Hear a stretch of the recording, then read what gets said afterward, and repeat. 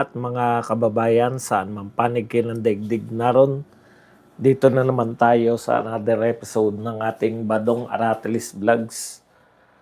Pag-uusapan natin ngayon, ito po, no? Kabi-kabila pong baha. Ang solusyon po ng ating pamahalaan, hindi po habulin yun pong mga magnanakaw sa flood control, kundi impeachment po ni VP Sara Duterte. Tindi, no? Okay, pag-uusapan din po natin, ito pong sinabi po ni Erwin Tulfo na siya raw po ay magre-resign kung mapapatunayan na siya ay mayroong flood control project. Sinabi mo yan, ha? Hindi mo talaga maintindihan to si Erwin, eh. May nagbibintang ba sa'yo na flood control project? May flood control project, ha?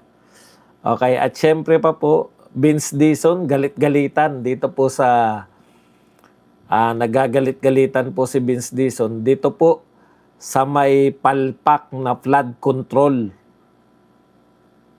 Hindi pala flood control. EDSA Rehab. Ayan. Gumastos po tayo ng bilyon. Wala pa pong isang taon o ilang buwan pa lang po nakakalipas. Sira-sira na po itong EDSA Rehab ni Vince Dizon. Sabi nga natin kanina, no? Anong gagawin ni Vince Dizon yan? Dapat may makulong, di ba? Kasi parang niloloko na tayo nito ni Vince Dizon, eh. Sabi nga natin, mura ka na mura sa Davao, tapang-tapangan ka sa Davao, dito ka magtapang-tapangan sa EDSA. Proyekto mo na yan, eh. Mamaya, malalaman po natin yung tugon. Yung tugon po nito ni Vince Dizon. Yan po mga pag-uusapan natin, pero bago yan, kung bago ka pa lang dito sa ating channel, mag-subscribe ka na. Dahil ito lang ang tanging channel na may kinikilingan, may pinapanigan. Una sa balita, uli sa impormasyon, kaya ano pang iniintay nyo? Pindot na, okay. Hirap na hirap magpindot na.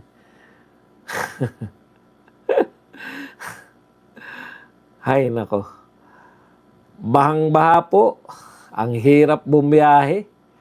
Baha po sa Kamaynilaan, baha sa Cavite, baha sa Batangas, no? At wala pong balak mag-imbiyay. O nga pala, isinuko na po ng Senado ang investigasyon. Yan po ang mga hinalal natin. Erwin Tulfo, kaya po, pag kayo po, bumoto pa po ng Tulfo, wala na po tayong magagawa. Talagang, wala naman po talaga, no? Nakatapos po ng isang termino. Yung pinakasikat na Tulfo, si Raprap, at ngayon po ay tatakbo. Hindi natin alam kung tatakbo niya ay Vice President, President o Senator. Pag kayo po ay bumoto pa rin po ng mga Tulfo, wala na tayong magagawa sa buhay niyo. Talagang ganyan. Tapos aangal-angal kayo. Bakit walang kalutasan ng mga problema natin? Eh, nakita nyo naman yung mga binoboto ninyo. Wala nang... Ngayon po, na-realize na po natin na yan talagang mga tignan nyo naman, no? Tinanggap yung kanyang trabaho. Tinanggap po yung trabaho bilang Blue Ribbon Chairman, Blue Ribbon Committee Chairman. Ang pinaka-trabaho po ng Blue Ribbon Committee Chairman, mapanagot yung mga tiwali sa gobyerno. Mapanagot yung mga magnanakaw sa gobyerno. Wala na pong pinakamalaking pagnanakaw sa gobyerno kung hindi itong flood control project. Akalain nyo binitawan? Hindi na raw mag-iimbestiga ang flood control? Yan po, ganyan po kahusay. Etong mga Tulfo brothers, ang gagaling po, di ba? Pag mga issue po ng mga hiwalayang mag-asawa, pag mga issue po ng mga kabit-kabit, yan, kayang-kaya nilang lutasin. Yung mga SS, hindi paghulog ng SS. Pero pagdating po ng totoo pong mga problema, yung totoong problema po ng taong bayan, katulad po nito, Dehin bukiki sila lahat dyan sa flood control. Maski si Rapi Tulfo, maski to si Erwin Tulfo.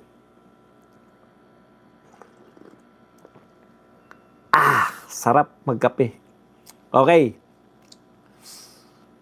Yan po ang pinamigay. Alam niyo po,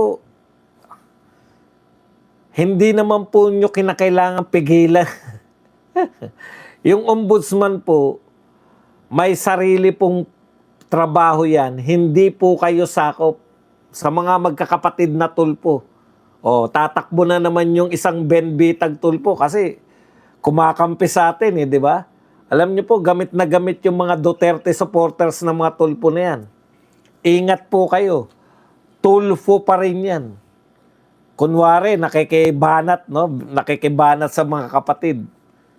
Para nga naman makuha yung, kasi majority ng yung ng Duterte supporters ayaw na sa Tulfo. Nakikibanat ngayon si Ben Tulfo. Para iboto nyo. Straight na lang po tayo kung sino po ang kandidato ng mga Duterte. Yun na po. Madala na po kayo. Lahat yan magbabaliktaran. Okay. Hindi nga. Yun nga kandidato na ng Duterte, bumabaliktad pa si Tol Tolentino, di ba? Yan pa kayang hindi nating kandidato. Pag nanalo yung mga yan, nakita nyo po? Okay. Pag nanalo yung mga yan, paggamit po dito sa mga Duterte, alam nyo na. Pag nanalo yung mga yan, wala na. Sila po ang mga babanat sa mga Duterte. Okay, punta na po tayo rito sa mga balita. Nagtataka po tayo. Media. Pag bumabaha po sa Davao, lahat kayo nakapokus sa Davao, baha sa Davao. Ngayon po, na-realize na natin dahil po sa sinabi ni Pulong, hindi nyo naman pala pinondohan. Ngayon po, alam na po natin na kaya pala, parang walang magawang paraan. May ginawang paraan po yung Davao City. Pinag-aralan po nila yan. Tumulong po yung JICA. Meron pong flood control project, flood control plan. Hindi po pinondohan ng gobyerno ni BBM. Ito pong mga pinondohan. Binabaha po nga kasalukuyan. Yung isang lalawigan, yung pinipake news daw yung baha sa kanila. Hindi po ako taga-Laon yun eh. Sabi ng kanilang congressman, fake news daw. Sinisiraan lang daw yung La Union. Swerte nyo naman, hindi kayo binabaha pala. Ang lalakas pong ang lalakas pong magdemanda niyan eh. Sa totoo lang po, sinasabi nito ni Mama Monchang Ortega. Ibig mong sabihin, fake news lang yung mga nagaganap na baha sa La Union. Yung Vice President nga, hindi kayo natakot na idemanda eh. Yan pa kayang mga nagpe-fake news na sinasabi mo na baha sa La Union. Kami, nakita lang din namin yan eh. Nagtataka tayo sa media, bakit hindi nyo po i-cover yung mga baha? May gag order ba para hindi nyo ipakita yung mga baha sa tao? Naalala ko lang po, bigla ko lang naisip, yung isang araw na nabarahan po yung EDSA. Dahil po nagrally tong mga Iglesia ni Cristo. Galit na galit kayo, di ba? Galit na galit yung media. Bakit daw babarahan yung EDSA? Ang dami raw dumadaan dyan.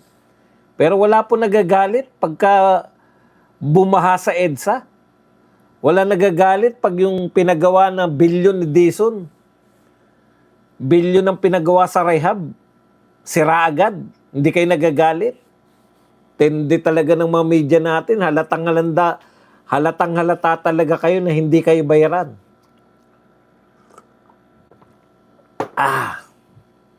Okay. Unahin na po natin to si Erwin. Ayon po kay Erwin Tulfo. Ito pala yung punto ko.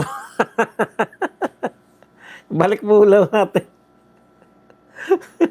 Alam niyo, pasensya na kayo ha. Sa kalagitnaan po, binabanatan ko. Iniisip ko rin. Bakit ko ba binabanatan yung baha? Sabi ko, pasakali ko lang itong baha. Dapat may babanatan ako.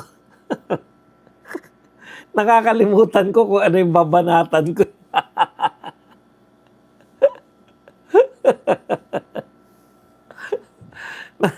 Nakaka Yun pala yun, kaya ko pala pinasakali yung baha. O, eto po ang pagtugon ng ating pamahalaan. Habang bumabaha po ang lahat, habang ang mula Baguio, pati Baguio, binabaha, Magalong, kumusta na tayo dyan? Mula Baguio, baba tayo ng La Union, Pampanga, Bulacan, parang wala akong nakikitang baha ngayon. O, sanay na yung mga taga Bulacan. Hindi na bago sa Bulacan yung baha po. Buong Pilipinas, tuyo eh. Ang Bulacan, bumabaha eh. NCR, Cavite, Batangas, ang dami pong bumabaha. Ang solusyon po ng pamahalaan, bukas po makikita nyo po yung solusyon ng pamahalaan. Alam nyo po kung ano po, tuloy ang impeachment trial. Putang, nakakapanggigil. Ang solusyon po ng pamahalaan, gumastos tayo ng 25 million. Kung ako po, gobyerno ngayon, tigilan nyo na yung impeachment na yan. I-atras nyo na yan. Wala naman pala kayong ebidensya. Totoo po, wala naman po talagang ebidensya mga yan. Panay mga tamang hinala lang, panay mga unusual. Meron ba namang mga salitaan lang na unusual? Dinimanda nyo na yung Vice President? Salitaan lang na unusual? Yan po ang katotohanan. Imbes po na yung 25 million a day, gastusin na lang po para may makain tong mga nabahaan. Pambili po ng mga kumot, pambili ng mga sa evacuation center. Ba, yung 25 million, marami pong mabibili yun. Wala naman pong katotoran yung impeachment ninyo. Nag-aaksaya po tayo. Dapat tayong mga tao, tinututulan na natin yan. Yan po ang malabis na pag-aaksaya. Wala pong katotoran. Wala naman po silang nirereklamo. Dapat may review. Ano ba yung nirereklamo nyo? Okay. Pag-aaksaya lang po yan ng pera. 25 million a day.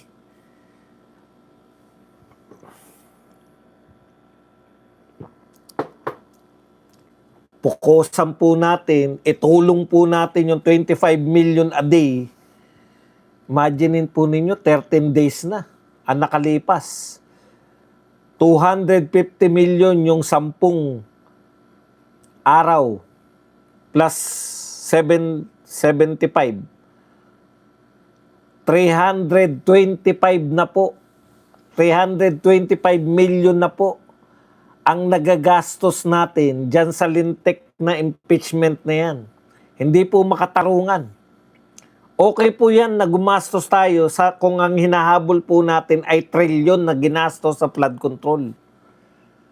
Eto po, 125 lang yung hinahabol yung pera eh.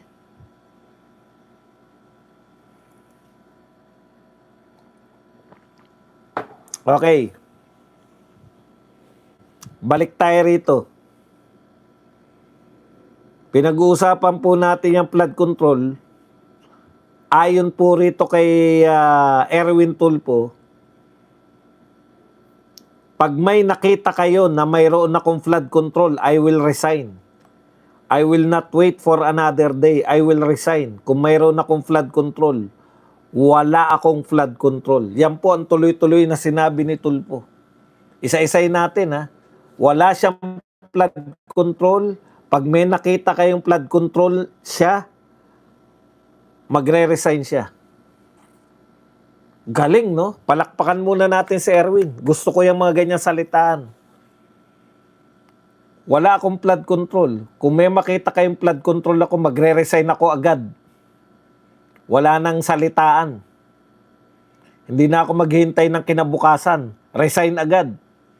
Pag may nakita kayong flood control. Ayos. Parang ako yan eh. New Year's resolution mo ba dong? Hindi na ako maninigarilyo. Binatukan ako ng misis ko eh. Bakit? Hindi ka naman talaga naninigarilyo. Bakit yan yung New Year's resolution mo? Erwin Tulfo, ang binibintang sa'yo, hindi may flood control ka ba o wala? Walang nagbibintang sa'yo. Nireview ko rin eh, kasi nalito ko eh. Teka, ano ba sinasabi nitong tao na to? Parang wala naman ako natandaan na pinagbintangan siyang may flood control. Alam niyo yun? Sinasagot mo yung hindi namang ibinibintang sa'yo. Ano ba yung inakusa sa kanya? Etong inakusa sa'yo eh. Nireview lang natin. Ayon sa salaysay ng isa sa mga miyembro na si Bernard Gumban, personal di umano siyang naghatid ng mga maleta ng pera sa bahay ni Tulfo sa Green Hills, San Juan. Sa unang pagkakataon, 2 maleta ang dinala, habang 6 na maleta naman sa ikalawang pagkakataon. Ano ba yung pinagsasabi mo may flood control ka? Ang sinasabi sa'yo, Tulfo, ang binibintang sa'yo, dinilibiran ka ng maleta. 8 maleta. Parang, pasensya ka na, senador ka. Pero munta nga yung mga katwiran mo eh. Magre-resign ako pag napatunayan ninyo, pag may nakita kayo na flood control ako. Hindi ka naman pinagbibintang na may flood control ka eh. Binintang sa'yo, meron kang maleta, 8. Diniliber sa bahay mo sa Green Hills.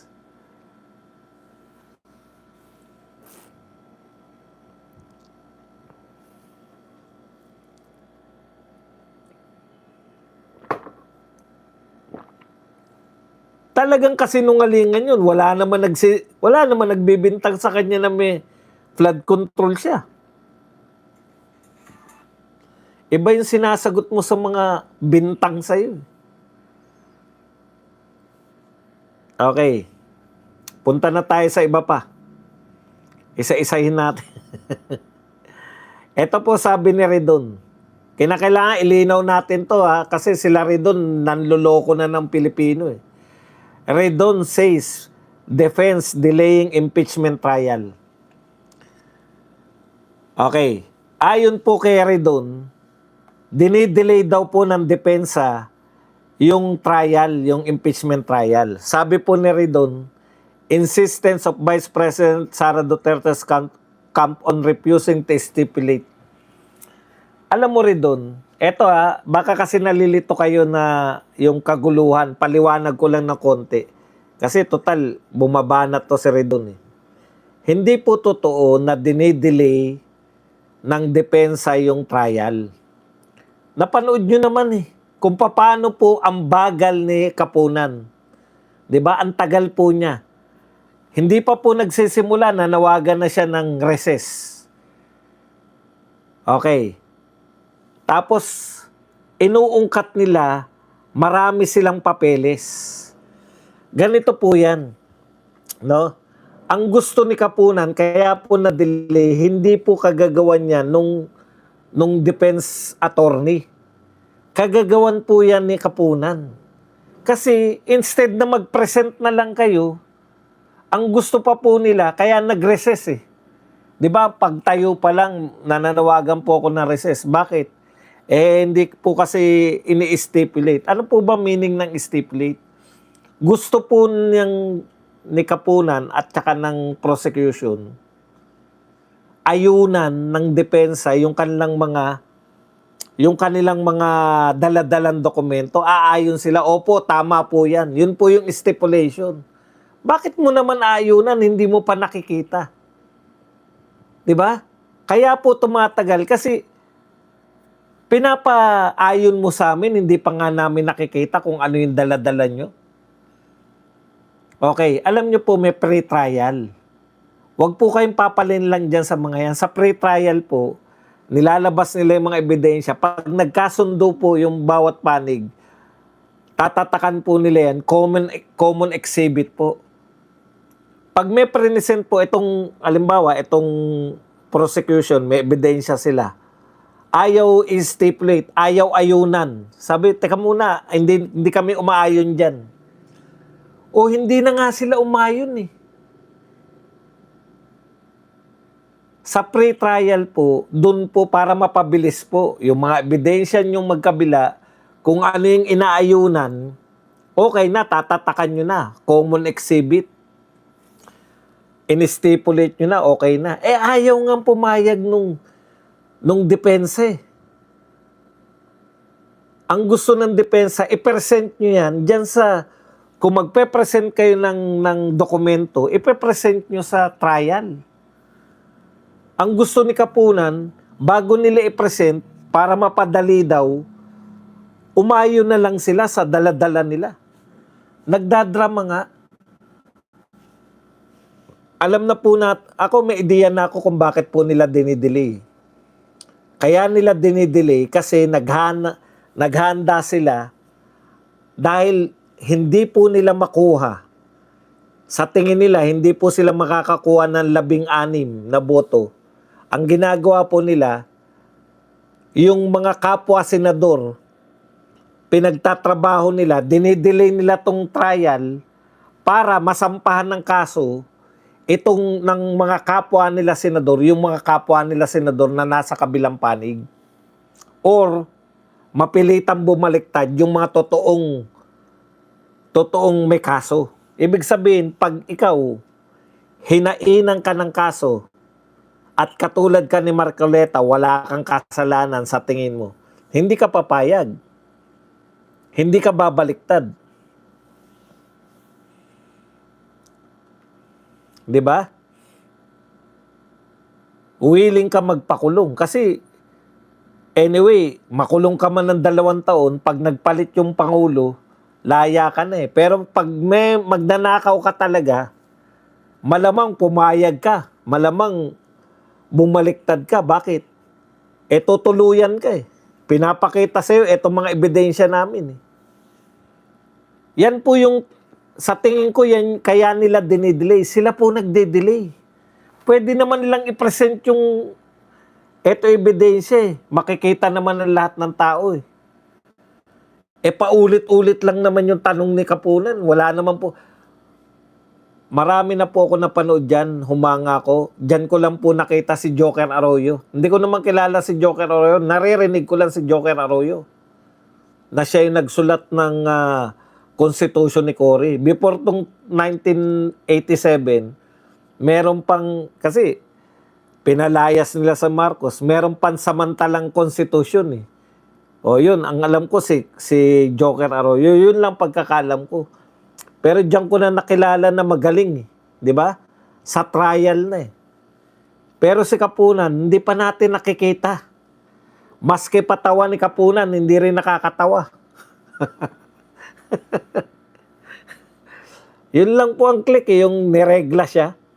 Pero the rest, ang dali kasing patawanin ng mga tokmol eh.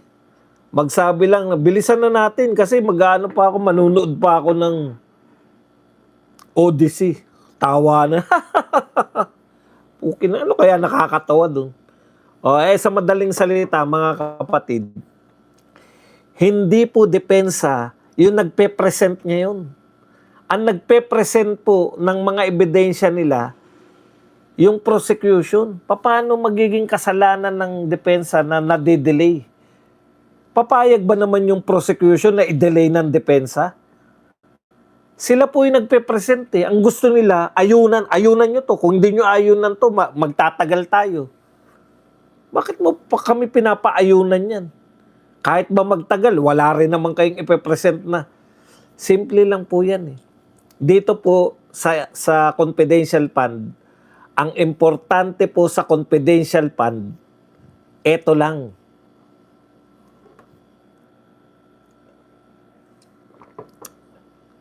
Patunayan nyo na napunta kay BP Sara yung mga misuse na yan. Kasi kung misuse lang po yan, hindi po yan impeachable offense. Naintindi? Hindi po lahat ng paglabag ay impeachable. Parang jaywalking lang yan. Hindi mo pwedeng impeach si BP Sara dahil sa jaywalking. Ganyan lang din po yung paglabag dyan sa COA. Sabi nyo, misuse. Dahil instead na ipambayad sa reward, pinambili ng gamot. O di, misuse nga talaga yun, pero hindi po ninakaw. Para mo po ma-impeach si BP Sara, una, patutunayan mo na ninakaw yun. Na wala talagang biniling gamot, kundi ninakaw talaga yun. Okay. Kung hindi po yan ninakaw, misuse po. Misuse dahil, kunwari, binili pala ng gamot. Sa pagkakaintindi ng COA, hindi pwedeng bumili ng gamot. Pagkakaintindi lang ng COA yun eh. Walang pagnanakaw, walang graft and corruption, wala ring plunder kung hindi mo binulsa yung pera na yun.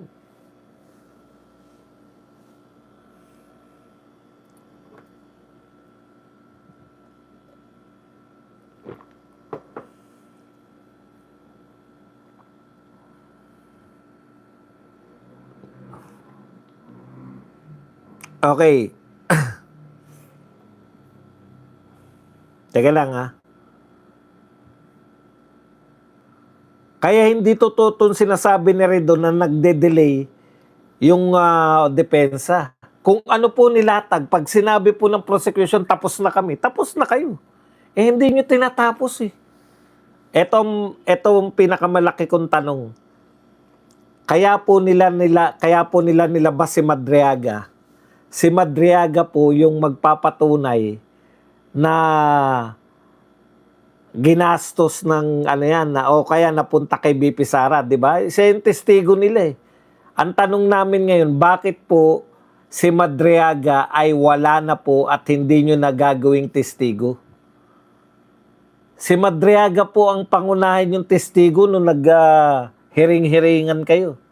Bakit po ngayon hindi nyo naiharap si Madriaga? Sinagot po yan nung attorney. Nakalimutan ko na yung attorney, yung in-interview ni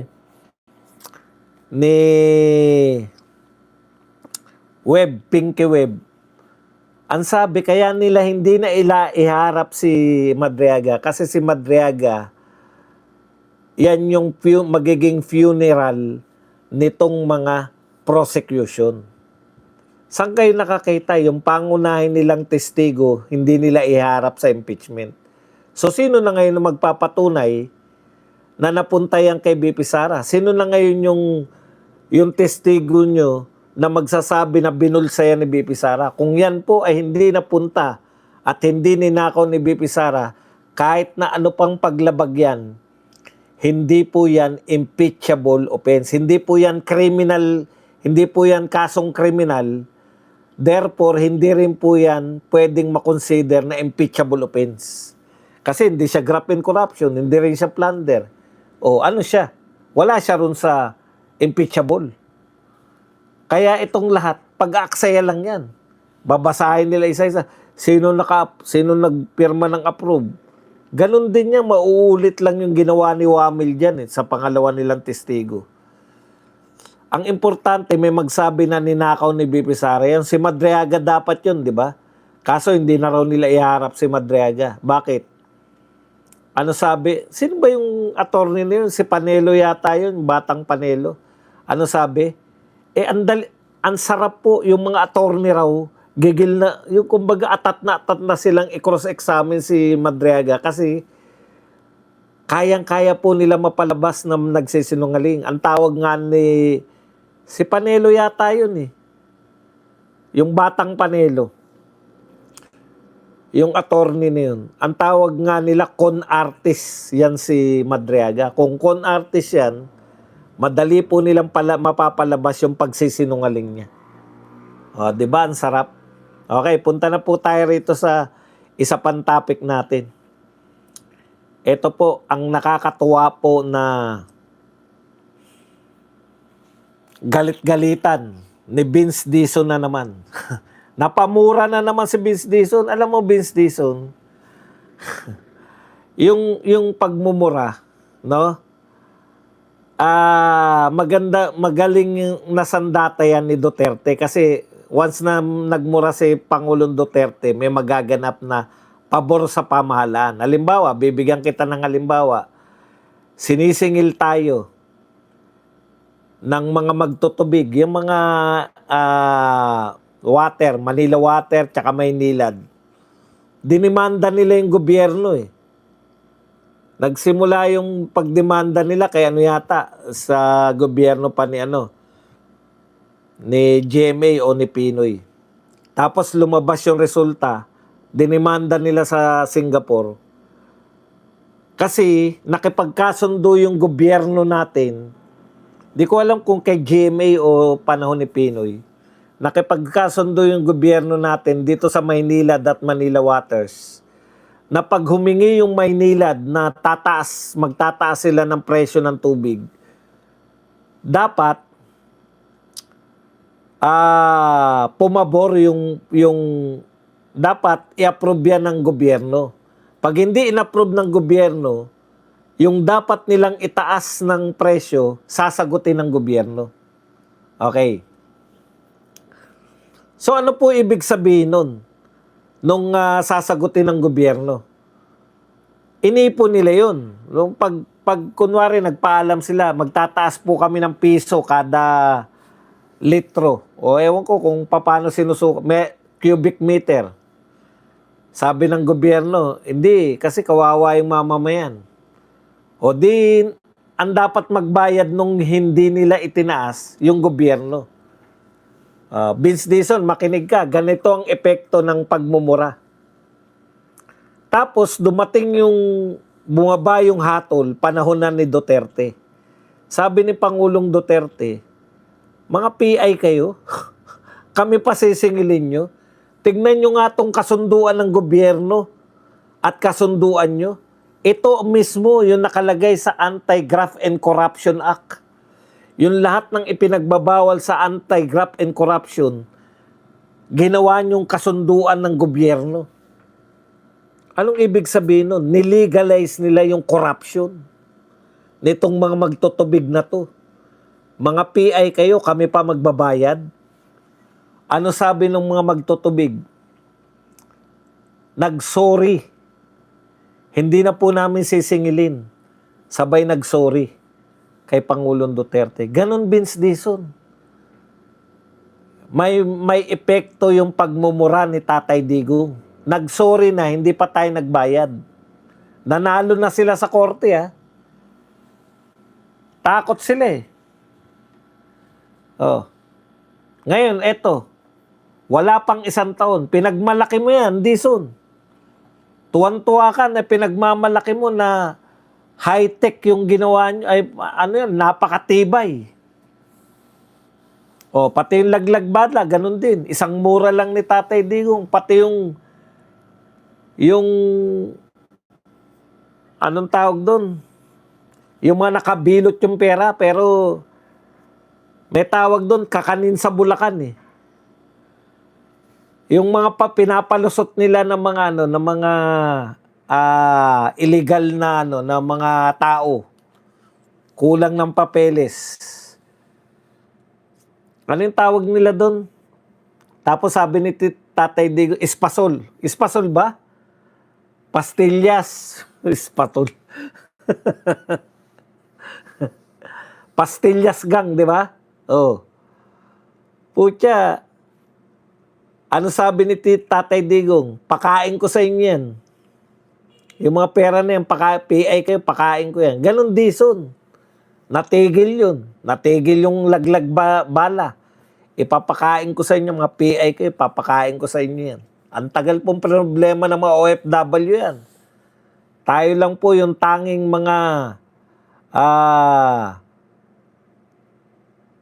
mamamayan na pag babiyahe, binabalot pa yung plastic. Nakano na, may lock na po yung mga maleta, binabalot pa po ng plastic. Dahil dyan sa laglag bala na yan. O, alam nyo na ngayon kung bakit kung bakit galit ang mga oligarko kay Tatay Digong. Nawala po yung racket nila kay Tatay Digong. Hindi po sila legal na makapagnakaw. Ngayon, masasaya na naman po. Lahat po ng oligarko, masasaya na naman. Di ba?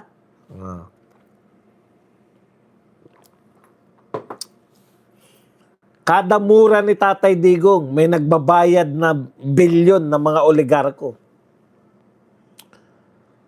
Yun yung epekto. Ikaw, Vince Dizon, anong ginawa mo na naman? Eto po, nagtapang-tapangan, nagmura-murahan. Vince Dizon napamura sa pagkasira ng bagong repaired na EDSA. PI naman, no? Ano ba nangyayari dito? Kabago-bago, bakit nagkaganyan? PI na talaga, Alam mo, Vince Dizon, kahit magmumura ka dyan, pinagtatawanan lang kayo ng mga... Eto po, bakit po sa tingin ninyo, hindi tayo mga engineer, bakit po sa tingin ninyo, nasira agad yan? Hulaan natin. A, kanin lamig ang pinantapal dyan. B, glue. Gaw-gaw. Glung gaw-gaw. O C, substandard. Alam nyo, katarantaduan po yan. Ngayon, pagkatapos magmura ni Vince Dizon, dapat may makulong na, di ba? Kasi bilyon ang pinag-uusapan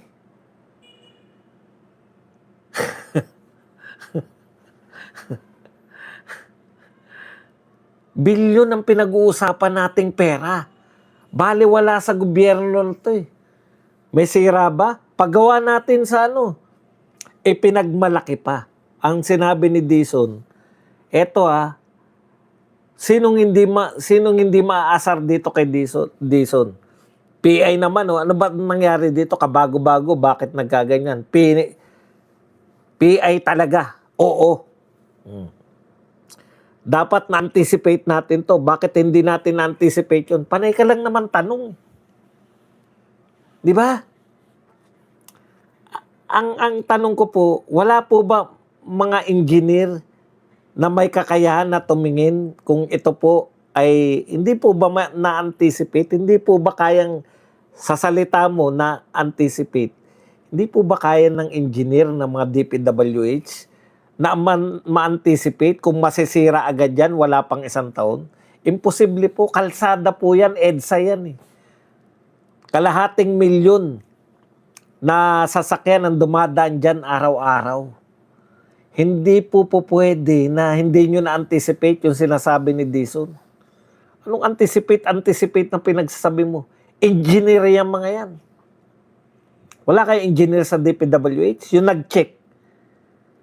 Bago po bayaran yan, meron pong nag-approve niyan na okay. Tignan nyo po yung pagmamalaki pa ni Dizon. They will fix it. No cost to government. The contractor has to fix that. Yun lang ang sasabihin mo? Iaayos ng contractor? Wala kang sisisihin na,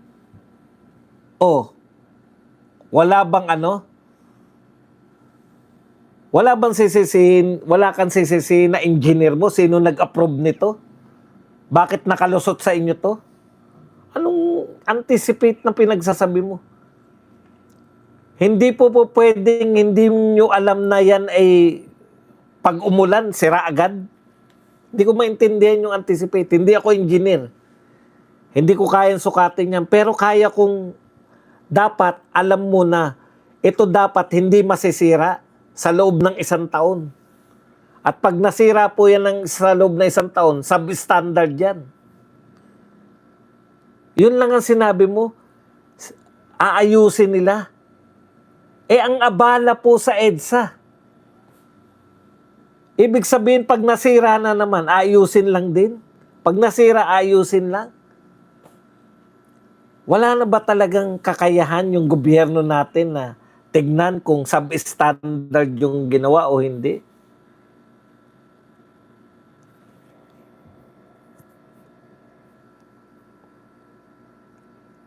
Magmumura ka lang. Sa susunod na masira, magmumura ka lang din.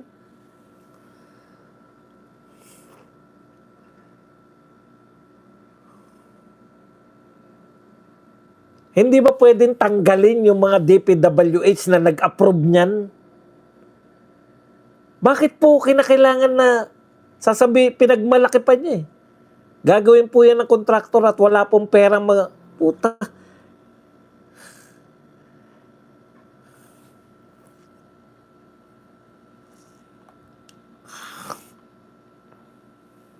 Swerte naman ng mga kontraktor. Aprobahan pa rin po yan kahit na anong tapal lang ang gawin dyan. Meron ka sinabi dyan na talagang napakatibay na ng pinagawa na yan. Nung bago po yan, talagang pinagmalaki yan ni Dizon na parang kakaiba yan sa lahat eh. Hindi ko po makuha kung bakit po tayo nagkakaganyan. Ganyan na po, ang babaw na po ng standard ng pamahalaan na to. In the meantime, sisiraan lang po ni Sandro si Duterte na nakakulong, na nanghingi daw. Isa lang po yung punto ko ron, no? Yung sa sinasabi nito.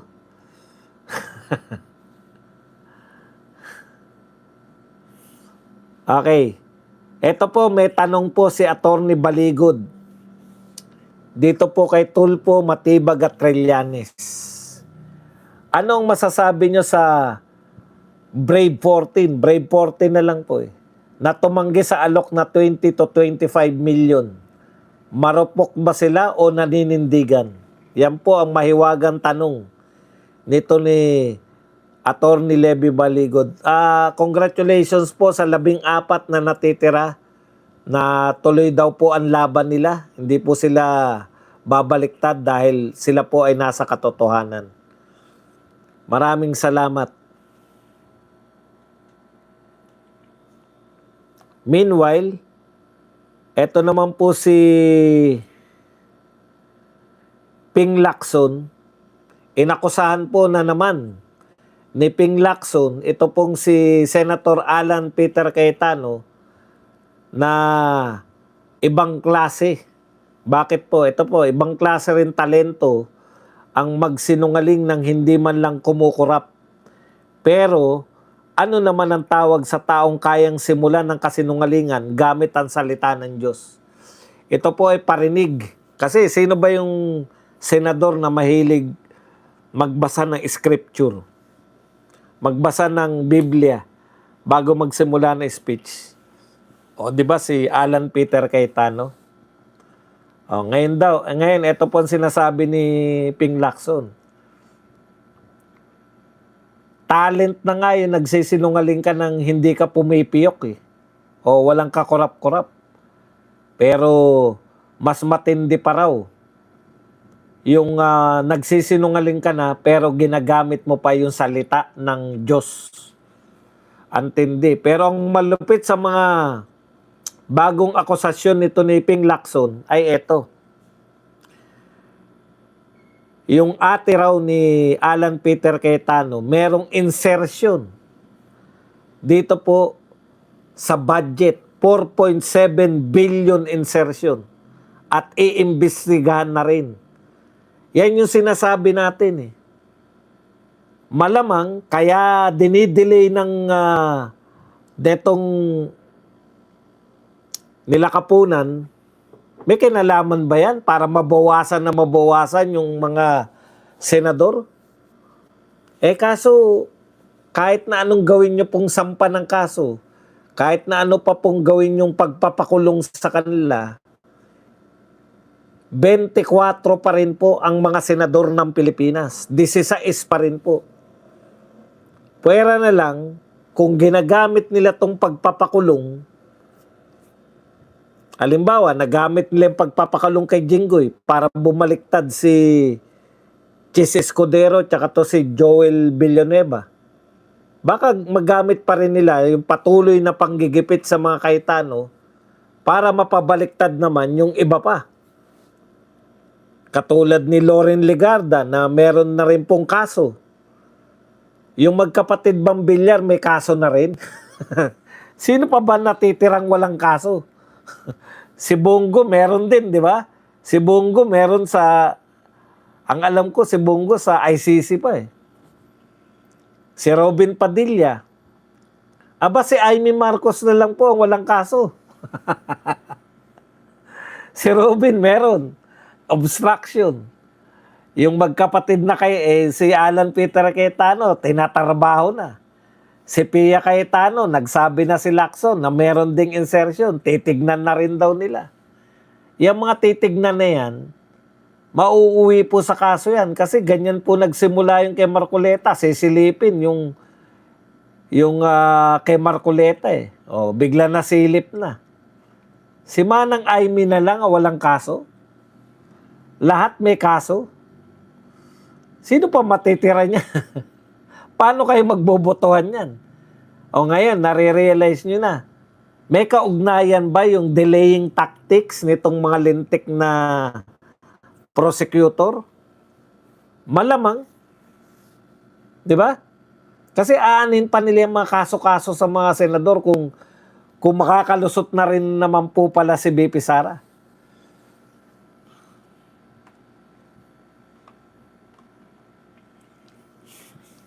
Kaya minamadali po nilang kaso sa lahat eh. Para yung iba baka bumaliktad. Para mawala ng kaso. Di po natin alam eh. Ano yung mga purpose nila. Pero, wala pa rin kaso yung mga mastermind. Habang bumabaha po sa Pilipinas, tuloy ang impeachment trial, de-delay pa na i-delay, sila na nga nagde-delay, binibintang pa sa depensa. Gusto ba ng depensa sa tingin nyo magtagal pa yan? Kung depensa po ang tatanungin, gusto nila matapos na eh.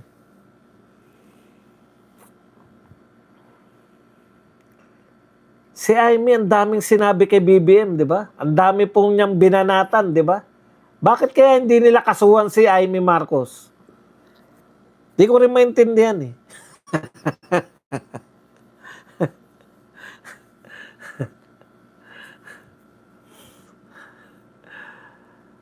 Anyway, ano man ang mangyari kay BP Sara, meron pa pong Baste Duterte, baka akala nyo.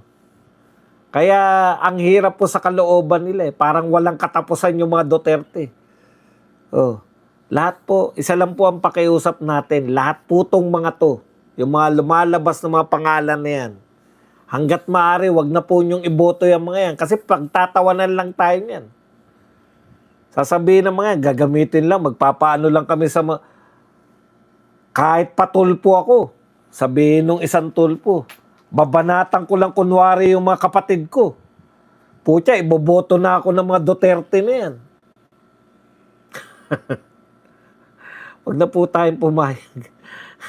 Kasi kung paulit-ulit lang natin binoboto yung mga yan, tapos nung bago mag-eleksyon, eto po talaga, 2 pangalan yung tinukoy ko. Alam niyo po kung sino?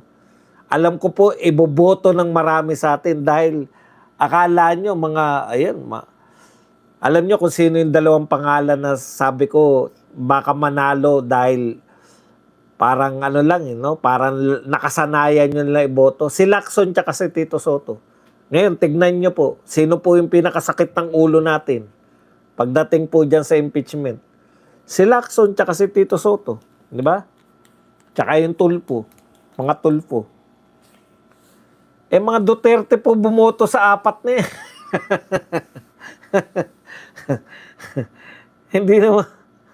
Hindi naman binoboto ng mga dilawan yan. Kaya po nananalo yung mga yan.